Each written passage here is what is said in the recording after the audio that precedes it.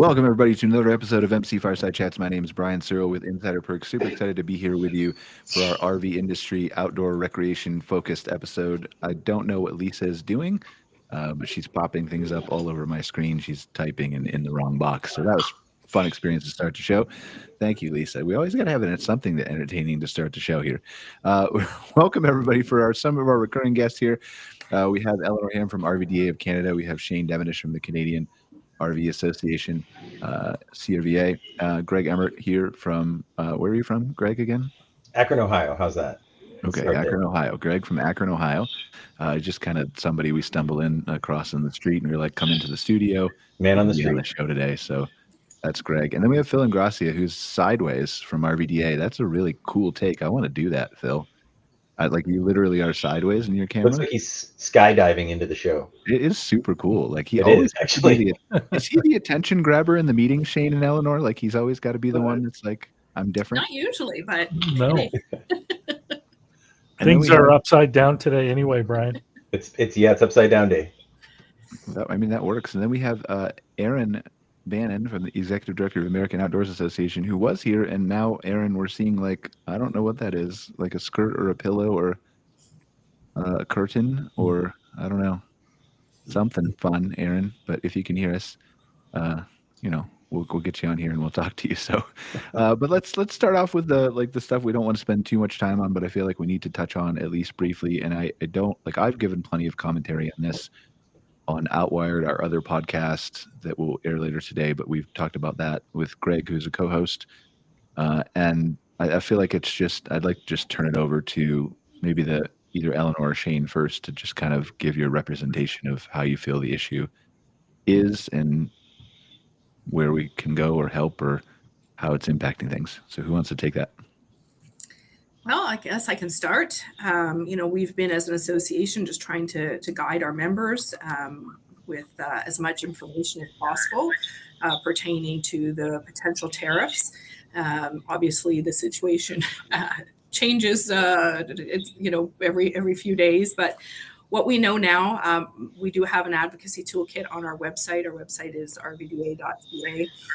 We have information for our members in terms of key messages if they're talking to government officials, and this really has to do with the potential counter tariff measures that may at this point come into play on April 2nd for the RV industry.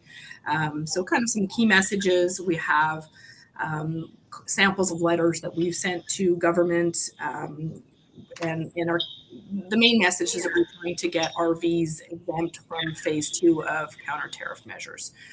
Because we don't have an adequate supply chain of manufacturing within Canada to be able to supply the dealer network with the appropriate product, right? I think we said last year of the 30,000 RVs that were shipped into Canada, there were about 33,000 units sold and over 30,000 came in from the US. So the lack of Canadian supply chain is really going to impact us. And the dollar right now is the exchange rate with the US dollar is not great either. So it's going to make product more difficult for dealers to purchase and have on the ground. So we're just trying to keep everyone informed and ensure that we give them the best information to talk to politicians and fulfill the consultation process, I guess, for their business.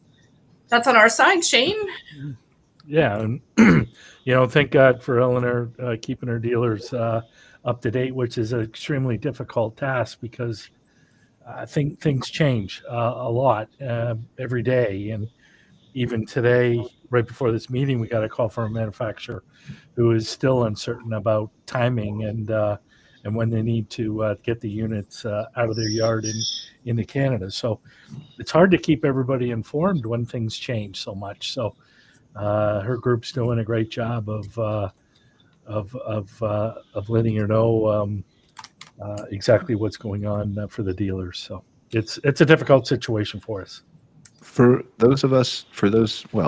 maybe us too, but like for everybody who maybe doesn't understand exactly how or when this impacts RVs, like obviously the inventory is a huge issue, as you just brought up, Eleanor, but when does this potential tariff, when will it hit the RVs? When the shipment crosses the border, at the purchase point, and then later delivery is like, when does that happen? Yeah, it would be at the border. So and again, this is what we know right now. There's a consultation process that goes on until April 2nd. April 2nd is the date that the U.S. administration is going to reveal whatever their studies have shown, and that's the date theoretically right now that phase 2 of the Canadian counter tariff measures come into play, and RVs are on phase 2. So at midnight of that day of April 2nd, when a unit crosses the border, the tariff will be 25% tariff will be imposed. The one exception is that if it was already in transit prior to that, so in transit means it's left the yard with the driver has a bill of lading, and then it can, so there's a few days grace period. So if it's already on the road on the way to the dealer lot, but the other thing is that for dealerships, they're going to have to pay that surtax at the border, at the time it crosses. So depending on the dollar volumes of inventory crossing, it can be quite substantial tax that will definitely impact the cash flow of our dealers, and ultimately may make product more expensive. And obviously. Yeah, Brian. Yeah, if I can add, Eleanor. So it's the Canadian response. They're called countermeasures, and they would take effect should the Trump administration put tariffs on Canada's goods. So we certainly wouldn't do anything if those tariffs weren't imposed first. So well, that's what I wanted to ask too, and just to clarify, because and obviously this is a very, as we've noted, fast-moving situation for a number of different reasons. But I guess my question is that this initial batch, as I understand it, that is supposed to come, not initial, but our second phase of our response in Canada to the United States tariffs that are supposed to come into effect, as you guys have noted, on April 2nd. That is a response to the tariffs that are already in play, correct? Not these new reciprocals that the United States is threatening in addition on their own April 2nd? So no, that would be, so all the tariffs right now, the initial 25% tariff on all Canadian product going to the U.S. was put on pause until April 2nd by the U.S. administration. There are some tariffs, but those would be things that would be not under the current free trade agreement. So it's called CUSMA in Canada, and it's called USMCA in the U.S. And steel and aluminum too, right? So RVs are included in that, so that's fine. But because so everything was supposed to be on pause, but then I think on March 13th, the steel and aluminum tariffs came into play into the U.S. So all steel and aluminum, and at that point in time, our government put in some countermeasures or counter tariffs for a small percentage of products, which is phase 1. And as they wait for the response to the study done by the U.S. administration, they've highlighted what phase 2 will be, and that will be April 2nd. So I know the reason I was trying to clarify is I'm just curious, like, at what point, like, do you think the government of Canada would back down on all these new tariffs for RV industries or everything else? Like, in my mind, it would have to be the original 25% would have to be off the table, right? Generally speaking, like, obviously we can hope and lobby and right, but I think in simple terms, if there were no tariffs put on Canadian product going to the U.S., if there were the ability to, and I think the ultimate game is to renegotiate the free trade agreement. If those negotiations were started and put into play, then I think I would be hopeful that our government would take those counter tariffs off the table. And has there been an increase in things leaving the yard to beat these tariffs, even though you've had short notice? Anecdotally, I feel there has been. We did see shipments were up in February 6%. I don't know. I'm going to say that probably in March shipments will be up as well, just because our dealers are trying to get as much product as they can prior to April 2nd.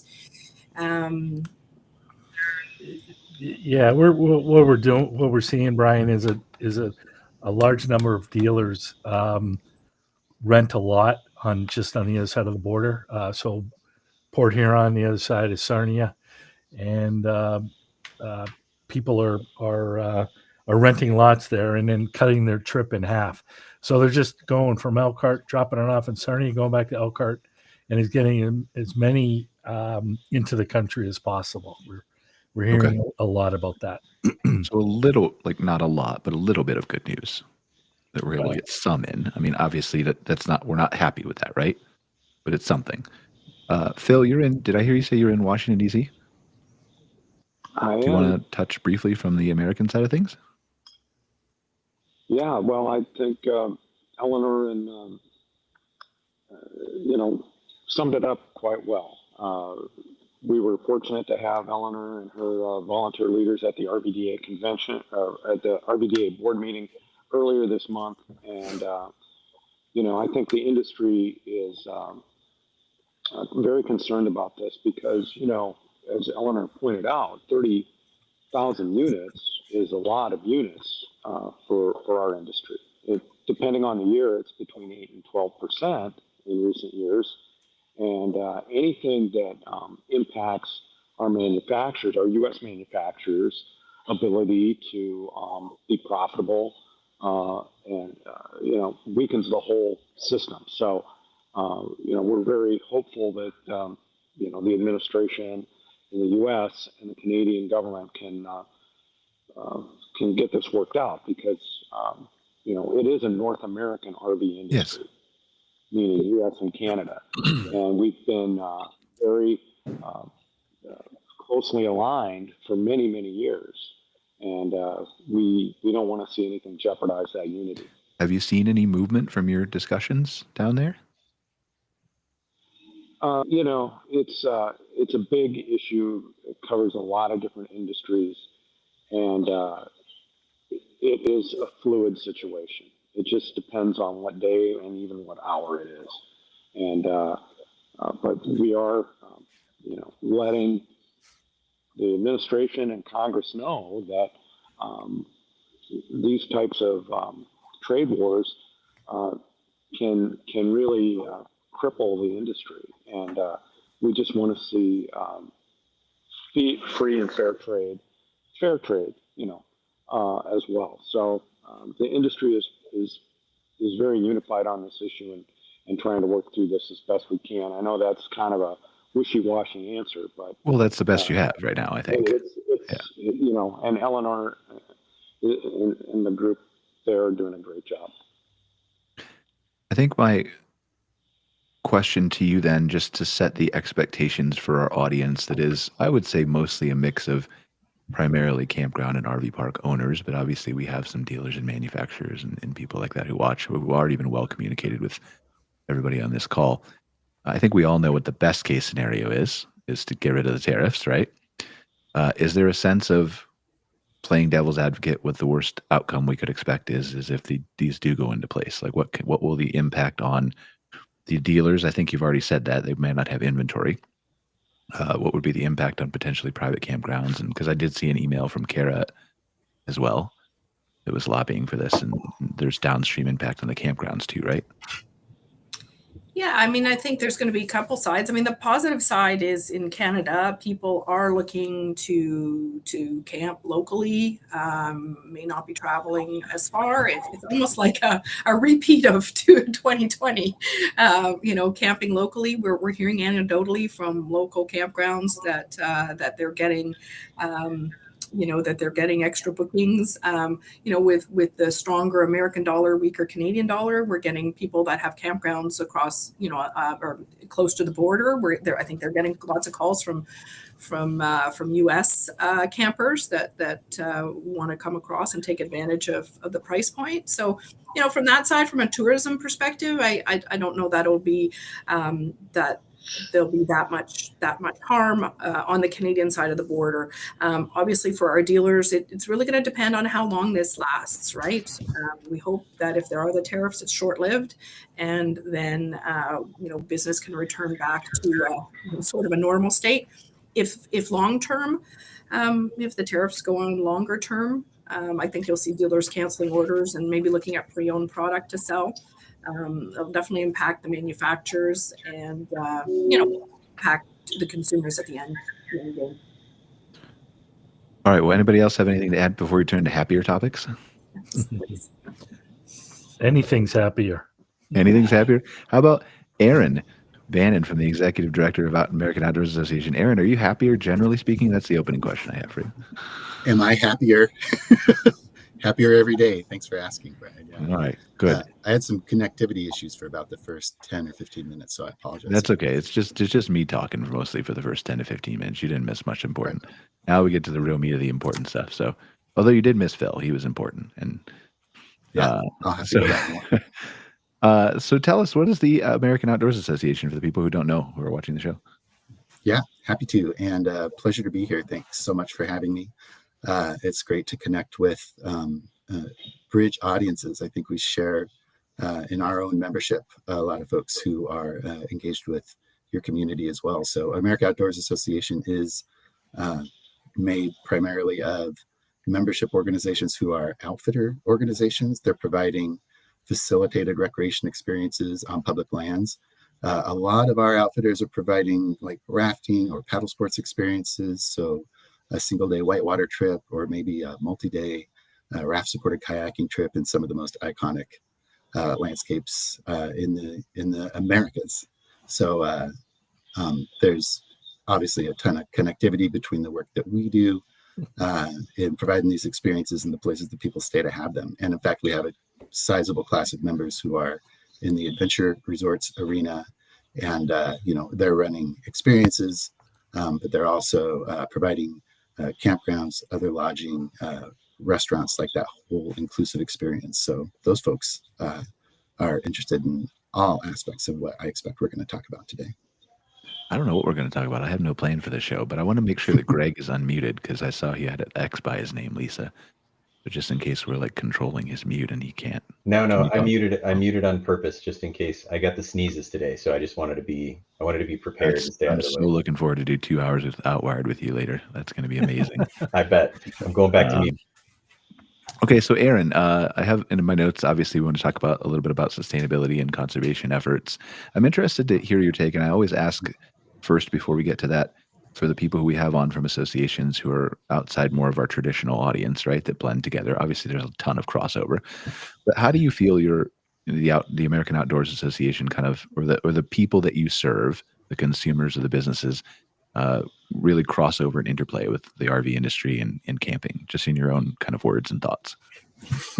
I would say pretty extensively, even to the point that a lot of guides who are operating in their seasonal situations are often living in RVs.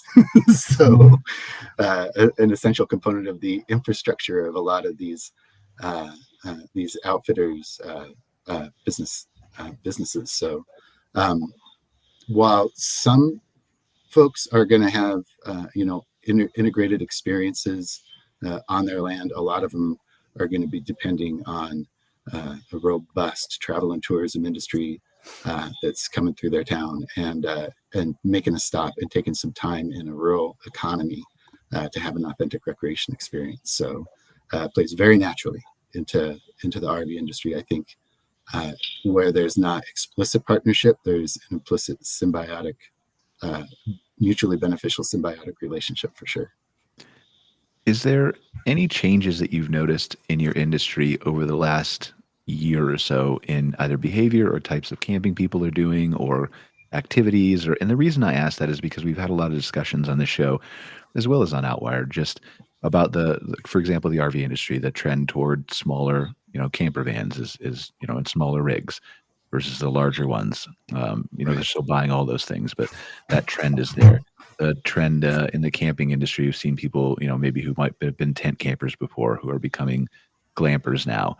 And some of those are obviously buying RVs. So is there any trends that you've seen that you think are important to maybe highlight among your audience of people?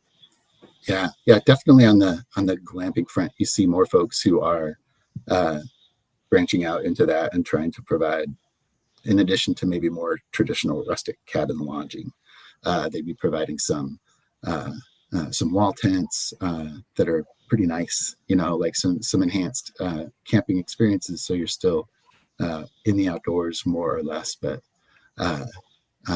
yeah, living as large as you can in that situation. So glamping is a place that a lot of folks are interested in looking and going. And you know what I thought to point out when you mentioned that would be, we've seen a kind of a tightening of trips. So what that means for our multi-day trips is, it would have been easier to fill, say, a two-week rafting trip.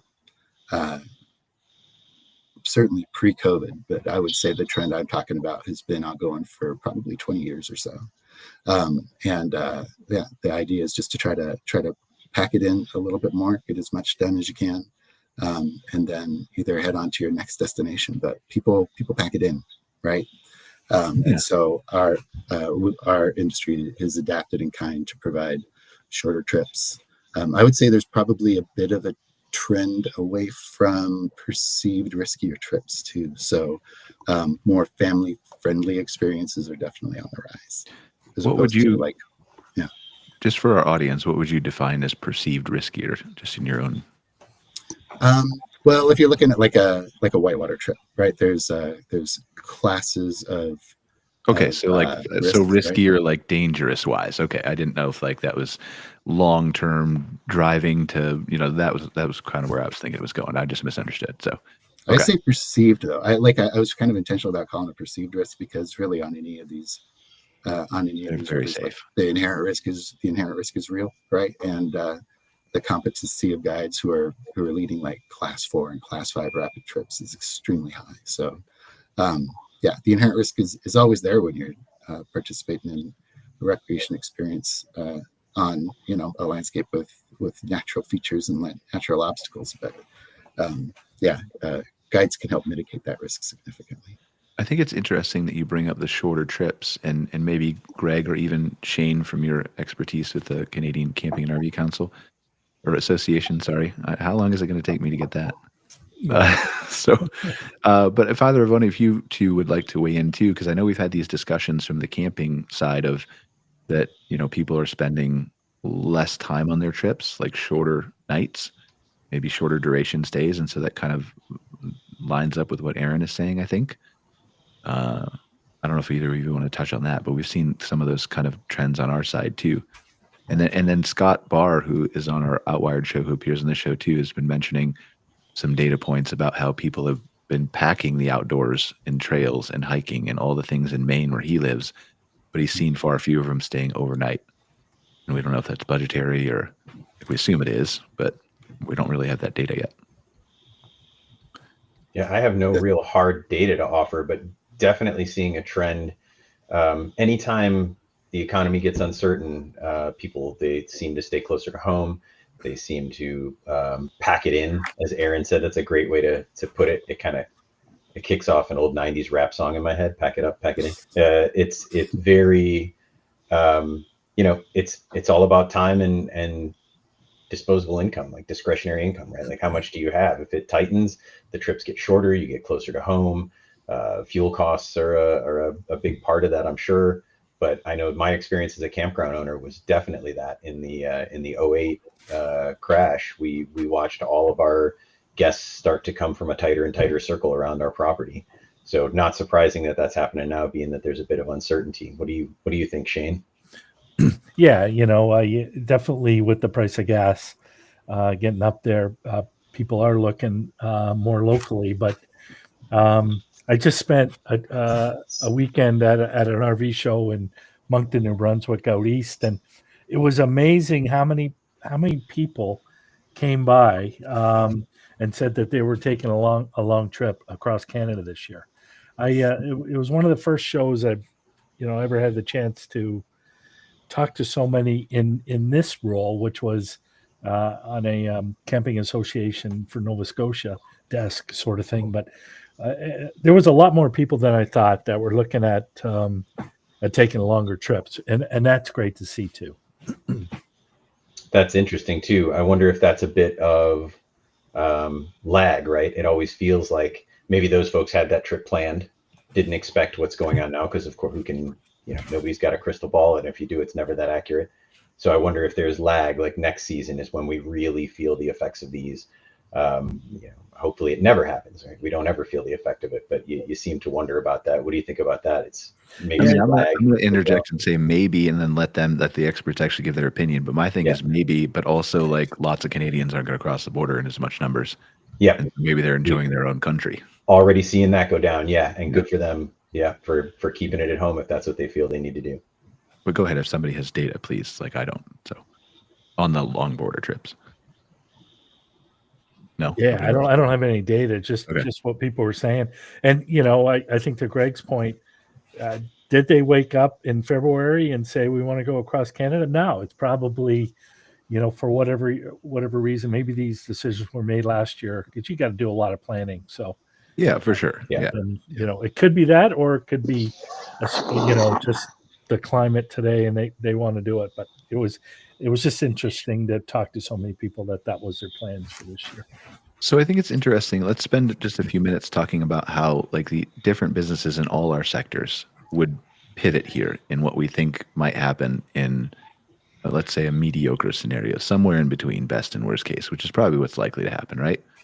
So we've got the Aaron from the American Outdoors Association. Like, how do businesses like yours? You talked a little bit on it briefly.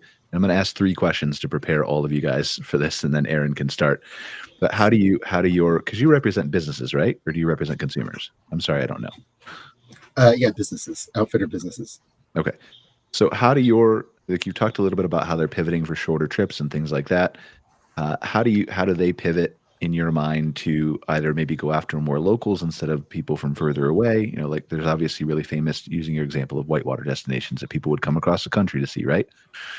Tennessee and around the Smoky Mountains. I remember going there, North Carolina there. But so how do those businesses pivot and whether they're a temporary consumer during whatever we're going through, or whether they're a couple-year consumer or it's a permanent shift, how do they adjust their marketing to attract those people? And then the same question goes to, Greg for campgrounds. If we're talking about reaching people who, like, we've seen a shift toward marketing toward more longer term for a lot of our properties because the transient isn't there. But then there's also that play of like, if your circle is tightening, how do I get local people more? And then for the RV dealerships specifically, like, let's play this devil's advocate of what if they don't come across the border and they have to shift to selling more used RVs? How do they market those effectively? Because they're still great units, right? So, Aaron, you want to start? Yeah, sure. A couple of thoughts. Like, it's not universal, and certainly, like these last couple years haven't necessarily told the story. But in 2008, when there was that pretty significant economic downturn, the short-term effect was heavy. But in the next year or so, like we saw a surge, as you're describing, of folks going less further afield, but going to find those nearby recreation experiences. So outfitters in those kinds of situations are often like looking to that metropolitan draw that they can reach. So if you're in Moab, right, you're trying to reach more into Salt Lake City, or if you're in Grand Junction, you're trying to pull from the Denver metro area folks to your experience. It's like there's not always a one-to-one in how the economy impacts outfitters. It's more like in how economic pressures play out. Conversely, like to that shorter experience thing, folks are just compelled to adapt the experiences they have to offer. So they may diversify, right, and put something in if they're able to, if they have the private land to support it, like a ropes course or a zip line course that folks can do relatively quickly, or they might even try to find a new place that they could operate and try and get permitted to provide a shorter trip or a trip that's closer to a bigger metropolitan area to expand their operations. And I think it's important too, as we talk to campground owners, and we're going to pivot here in a sec to Greg and his opinion, but I think it's important to understand, like, a lot of these places that Aaron represents are wonderful places that you should be advertising as packages or businesses to go to when you come stay at your campground in your RV, right? Because these are things that will draw locals out, and maybe they've never seen or heard or experienced them before because they've never stayed in that tight-knit circle or haven't for a long time. And so using these local businesses and all this stuff, I think is a great way to enhance your offerings without infrastructure capital outlays. What do you think, Greg? Well, I think next time you got to let me, because you just took it. You walked all over me. That's where I was headed. What do you? Right. Now I got nothing left to say. I'm going back on mute. Hold on a second. No, that's one of them for sure. Right? Partner. If you're being, and we talked about this a little bit before on Outwired, or maybe it was on here. You know, Aaron said it perfectly. There's no one-to-one. If you're a park and you're within an hour, or if the economy starts to squeeze even 2 hours of a decent population center, okay, you've got someplace you can market to. You can try to change your, not necessarily amenities, but your activities, your experiential offerings, right? To try to bring people in. You might have to adjust some pricing, run some different specials and see how those work. Offer your long-term customers that have been coming to see you for years, get those email blasts going, try to offer them discounted pricing if that's what it takes. To fill those sites. But if you're not near a population center, if you're one of those parks that, people from the East Coast cross through as they go to the mountains or, to the West, that's a really tough one. How do you talk somebody into taking that long trip when they're not taking that long trip anymore? So typically during the downturns, those parks suffer more, unfortunately. Then that's a lot harder to remedy. Yeah. But, try to get those experiences going. To your point, Brian, an organization like Aaron and his members, boy, if you've got something like that near you, just try to latch onto it. If you've got a town near you, maybe there's, brewery tour or something you can put together. There's so many different things you can do through partnerships. And I think that is, my work as an independent consultant for outdoor hospitality, I think that's a lot of the times overlooked. And sometimes even I forget to mention it to clients because to me, it seems so basic, but it's not to everybody. And it's so powerful because you've got your audience and their audience, you feed off one another. So partnerships are the way to go. And again, your experiential offerings, I think that's your biggest pivot. Try to find those groups that maybe typically don't come to see you, those demographics, and what do they want? Can you offer it through an experiential offering where you don't have to try to do major changes to your business to attract them out to your park? Well, for sure you can. We're going to talk about that on Outwired later. Okay. I don't know if you saw Right. that. I sent that to Scott. The whole we got a Gen Zer outlaid futuristic campground and all kinds of stuff we're going to talk about later. But so Shane and Eleanor first, whoever wants to take it, just your perspective from that pivot on the RV dealer side, because it's a different pivot in Canada than it would be for Phil in America for his organization and his dealers, right? Because he's going to have inventory down there. Yeah, I mean they're going to have inventory. I mean they might have the Class B manufacturers that manufacture in Canada. I mean they'll have a bit of an issue with that because if there's a 25% tariff on Canadian product, we've got a couple Class B manufacturers, truck campers, some of the smaller units. So some of their dealers may experience a bit of it, but then they'll have potentially other suppliers that they can choose potential inventory from. I think from our side, the dealers hopefully will be okay for the next few months because they're bringing the units in. A few areas for them to focus on, as I've mentioned before, is pre-owned products. We know that sort of anecdotally, but probably over 50% of the pre-owned product is sold privately. So, to try to tap into that market, to maybe get consumers to work with the dealerships, trying to sell their units.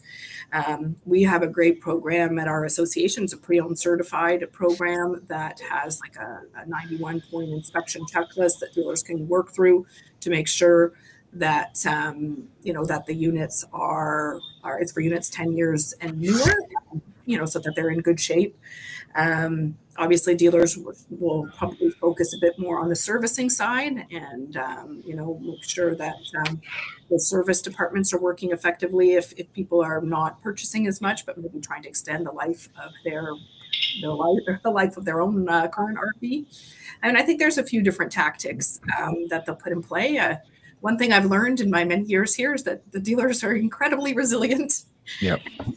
And resourceful. And so, hopefully it's not a long-lived situation. I don't know, Shane, if you have any other insights, Well, I think, Shane, I'd love to hear your take on just because your association is all the parts and all the, right? Well, and the manufacturer. So Yeah. So you have a different take, I think, on pivoting. yeah. So our members are 50% in the U.S., 50% in Canada. So when there's tariffs, no matter what side of the border you're on, you're gonna get hit.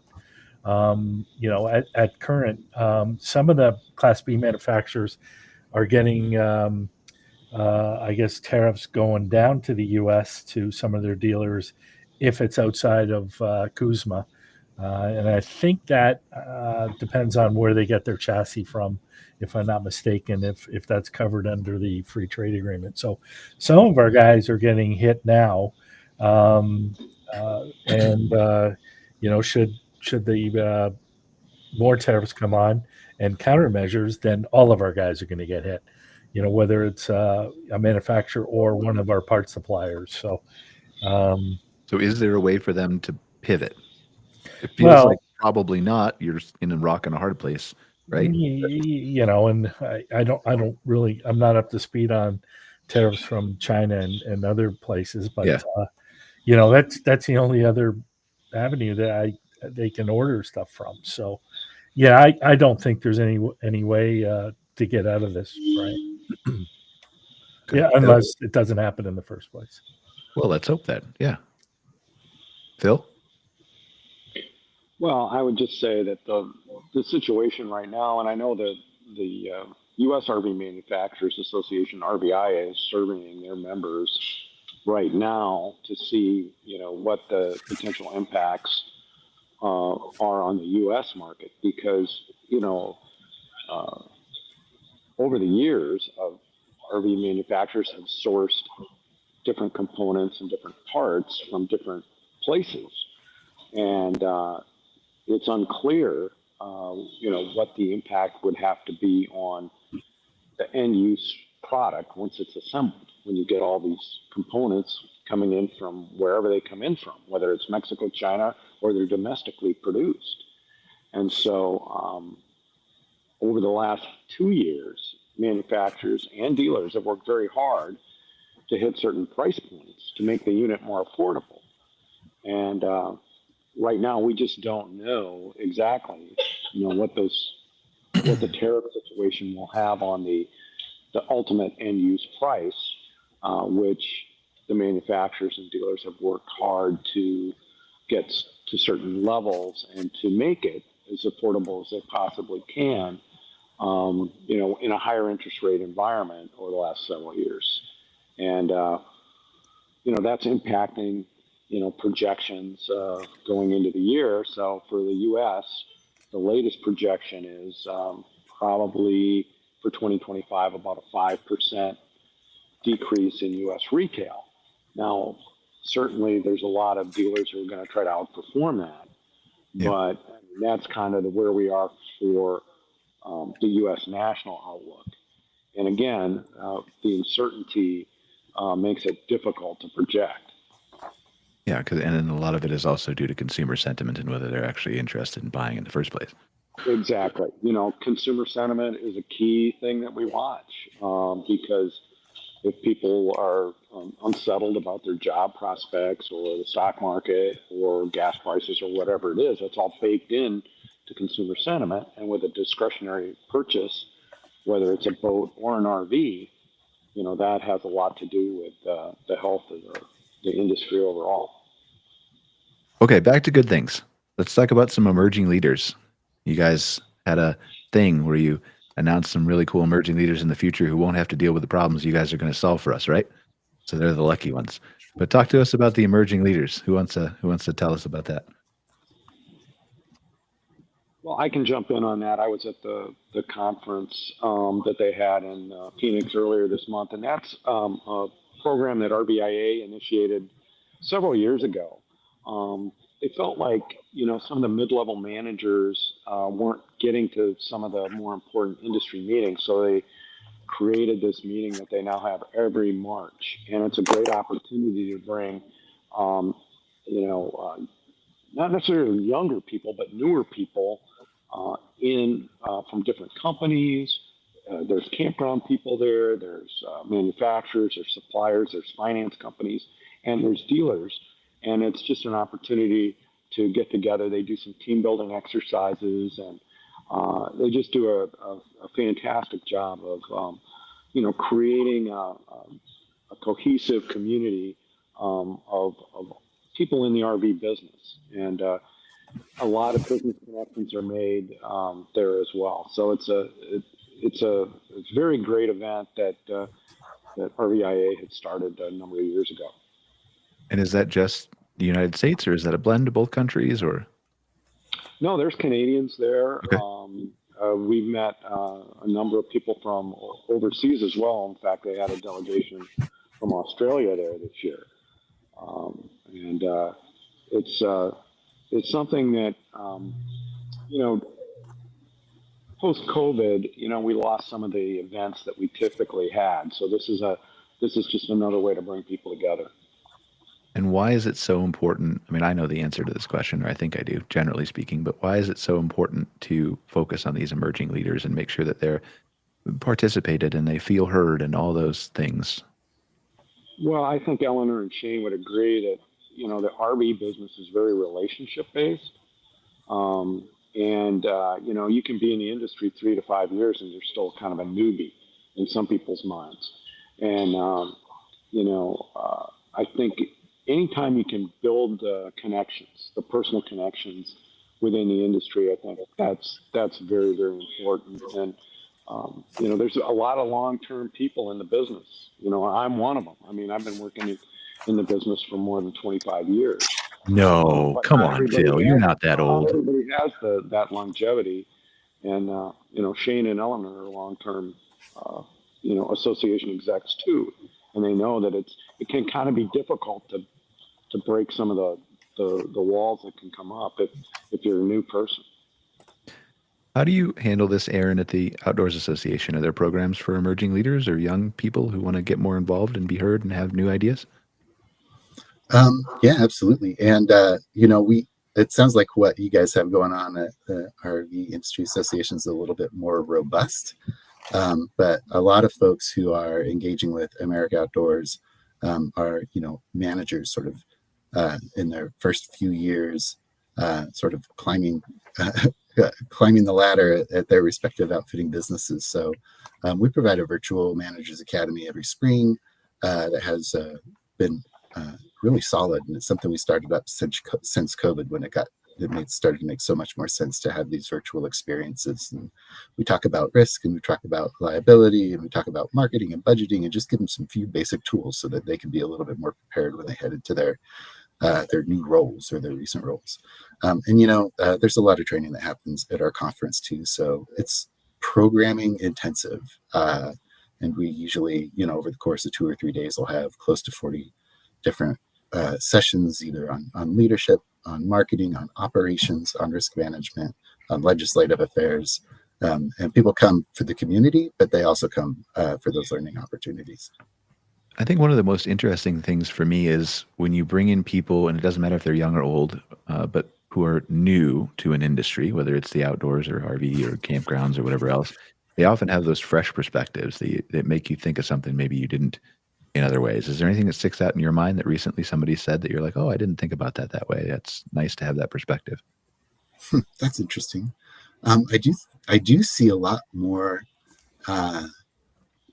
like businesses, especially businesses that are being started by young people who are, just got a permit and got some boats and are trying to get something going, or other ways that tend to be a little more mission driven in their efforts. So not only are they trying to provide a solid guest experiences, but they're thinking about workers' rights. They're thinking about being good stewards of the land, and they're thinking about providing these experiences to folks from all walks of life. So sometimes they'll be partnering with urban programming to facilitate an experience for folks who would never otherwise, like Boys and Girls Clubs or something like that, folks who would never otherwise have an opportunity to do something like a multi-day backpacking trip or a multi-day rafting trip. So that's some pretty cool programming I've seen. And it seems like it takes a lot of work, but the effort that folks put into it does seem to produce dividends, and it's really admirable. Eleanor, Phil, Shane, you have any examples you want to share, or anything you can think of? The only thing I want to say is it's good for the companies to bring forward their young folk to go to that emerging leader and the RVIA convention or meeting they just had. I had the chance to go a couple of years ago, and the young people there were very impressive, and it was great to talk to them. They felt good, they felt valued, but all companies now have to create that next generation, and by creating the opportunity to get noticed for the young people out there, I think is a great initiative. Yeah, and it's also for companies that are new to the industry. It's an opportunity, especially like for RV adjacent type companies, whether it's an IT company or perhaps a component manufacturer who's in the housing business and wants to get into, RVs. It's an opportunity to, meet established companies in the RV business for these new entrants as well. All right, let's switch topics again real quick. I'm doing really good with my transitions today, as you guys can tell. So does anybody know from the RV industry side of things, do you guys have any knowledge that you can talk about the Go RVing's experiential events that they unveiled recently? Yeah, in the U.S., Go RVing does a number of events every year. They've been doing this, I don't know, probably the past 10 years or so. And what those events are really, if you're knowing the marketing terminology, top of funnel.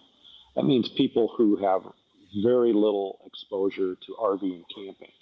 And so where these events are typically located are at, like, for instance, they've been the GoPro event in Denver, or they'll go to a state fair, like a large state fair, like in Minneapolis.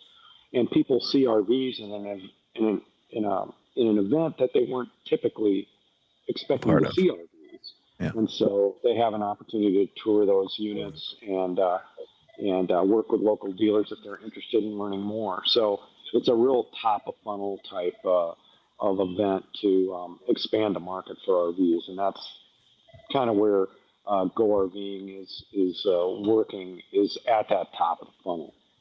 That's super important because, like you said, we're seeing, we're doing this on the campground side.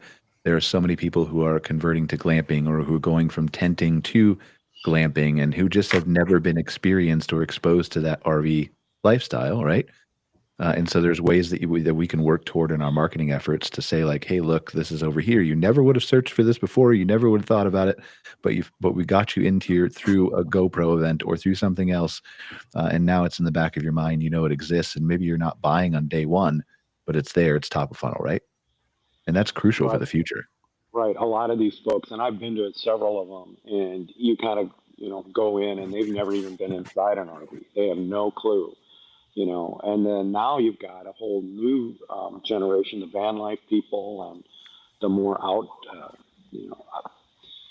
the people that are more rustic campers who don't really consider themselves RVers, but the vehicle itself becomes a means to experience whatever they want to do. And, that's where, you're talking about the people that want to really get out there and do the stuff that America's Outdoors works on with their concessionaires and their permit holders on public lands. Is there, Eleanor, do you know if Go RVing Canada attends any events up here? Yeah, absolutely. I mean, the budget, it's a bit of a different budget. And I know that, I don't know what events they have. I don't know if they've announced their list of events for this upcoming year. Go RVing Canada has their next board meeting on April 8th. But typically they do probably about 4 or 5 events throughout the year. They're always in Vancouver. They do Craft Beer Week. That's the one I know of. But I know they've That would get me to go RVing. So right. They've gone to music festivals in the past. They've been to some of the different outdoor shows shows as well. And it's exactly what Phil said. It's to showcase an RV, to talk to people that wouldn't necessarily think of RVing, or even, or have that idea to use their RV for the activity that they're going to be doing, whether it be, rock climbing or outdoor adventure. And so hopefully we'll get maybe on the next show, I'll have the list of events that they're participating in this year, but definitely something that is one of the marketing strategies that we use as well. I'm counting on you having that list, because it's like once every 3 years that I pre-prep and bring things to the show to talk about. So I'm going to need you. I'm going to have Lisa look this up. We'll kind of close the show with this maybe, and then some final thoughts, of course. But Lisa, will you Google this? I've got it on my phone, but Pebble to showcase AI-powered RV innovation at NVIDIA GTC 2025. It's a Medium article that I found, but like if you can find any article about it, we can just screen share. First of all, has anybody heard about this on this call? Greg, you meant maybe you have? Or just I know about Pebble. I've been following them for quite some time. It is an absolutely beautiful RV and a really interesting concept, being essentially a massive battery bank on wheels that also doubles as an RV. You can park itself via an app. You can spin it in a circle in your driveway.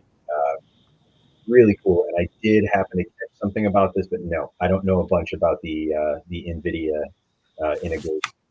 Well, neither do I. We're about to learn together real quick. It looks like there's not that many pictures here in this article that we're showcasing, but there's one at the top there. It says the all-electric Pebble Flow leverages the NVIDIA Drive AGX Orin. Man, they know how to name stuff, don't they? To redefine intelligent travel. So let's see if we can find out. So Pebble is a California-based startup defining a new way to work, live, and explore from anywhere. Then this is NVIDIA GTC that happened, I think, last week, March 7th to the 17th to the 21st. It says by harnessing real-time automotive-grade AI processing, Pebble is eliminating the traditional hassles of RVing, making hitching, towing, and setup effortless. Yeah. So it says the startup's flagship all-electric trailer is designed to bring a new level of intelligence. Magic Hitch enables fully automated hitching, allowing the trailer to self-align and connect to the tow vehicle with the push of a button. Yes, I'll take that. Easy Tow with Active Tow Assist optimizes energy efficiency and driving dynamics in real time, adjusting to road conditions and terrain to enhance safety and ease of travel. Whether towing with gas or electric, it reduces strain and maximizes range. And remote control allows users to maneuver the trailer with position. That would be wonderful. Can you imagine the campground owners? It'd be like, yes, I want all my campers maneuvering their trailers with remote controls because they already can't drive them well, right? Use the Yeah, remote. but it kind of ruins that Friday night at the campground for the folks that show up early enough to get a beer and then wait to watch everyone back in. They're like, the entertainment value is gone at this point. That's an experiential event for the campground, though. You could market that if you knew it was coming. It is pretty sweet. You can spin it 360 in place too, because each side has its own motors.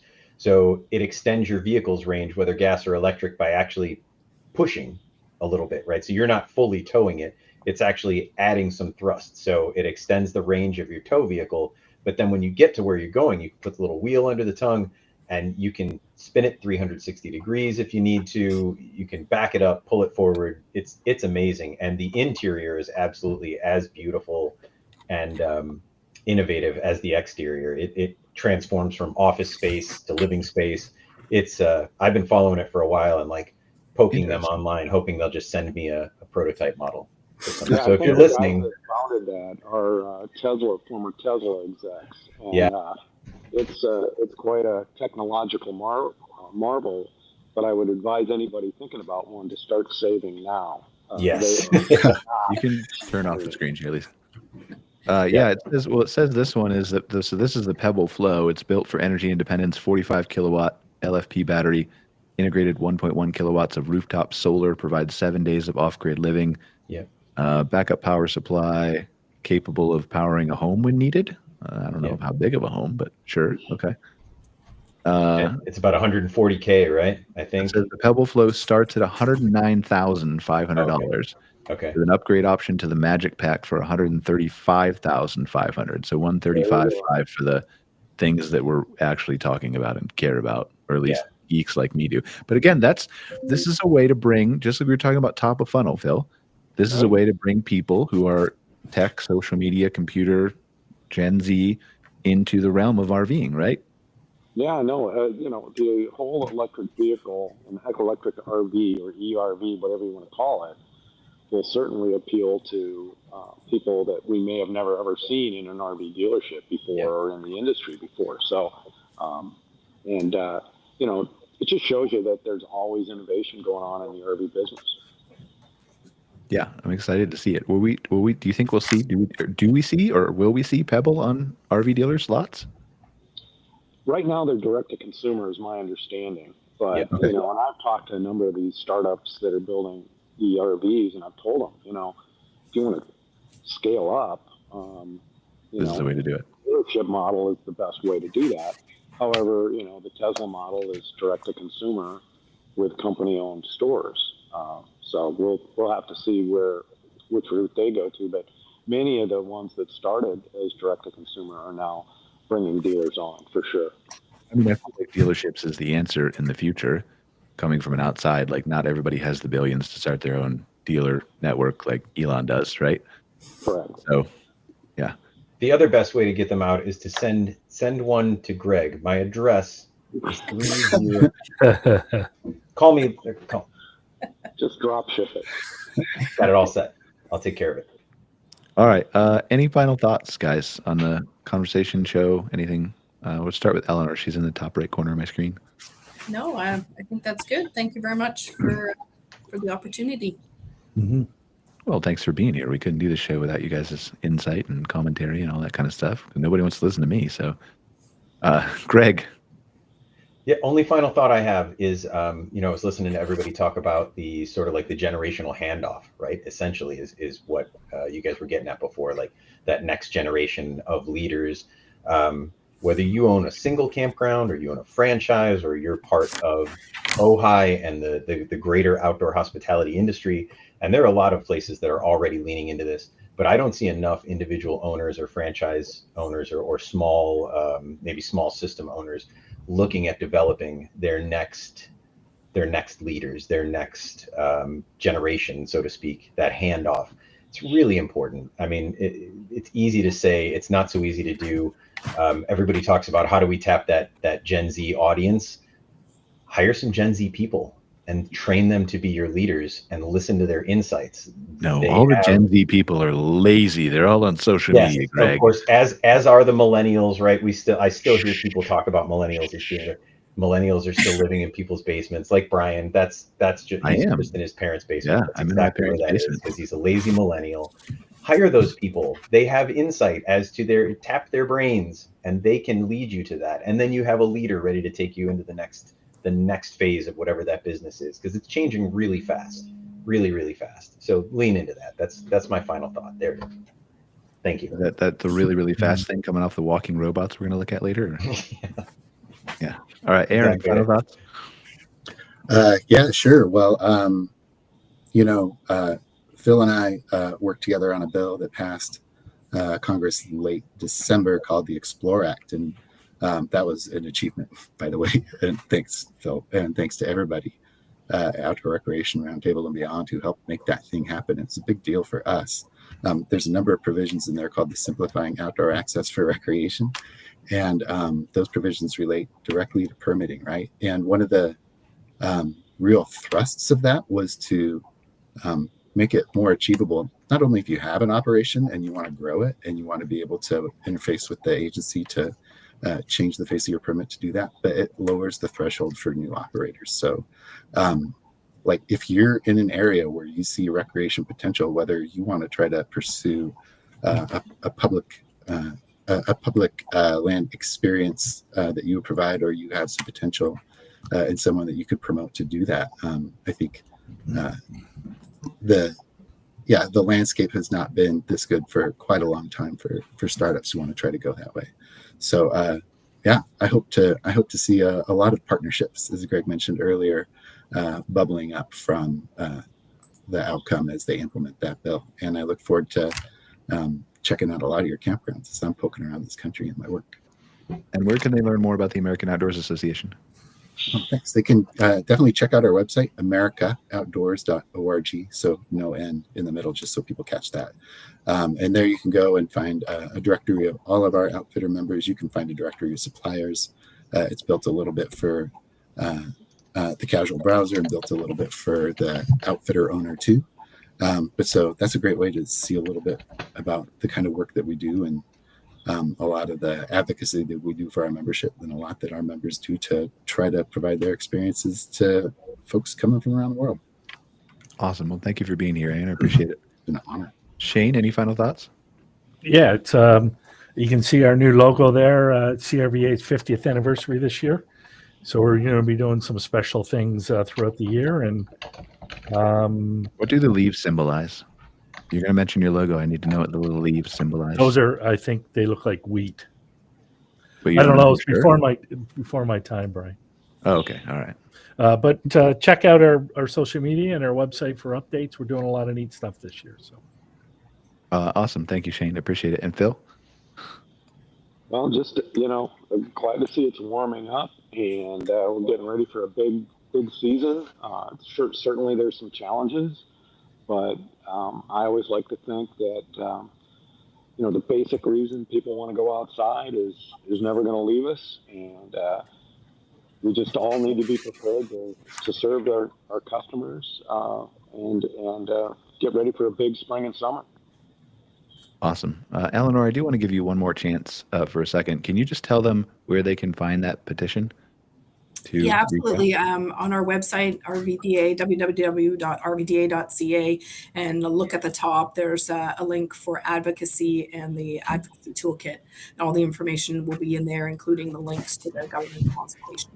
And who's eligible to fill that out?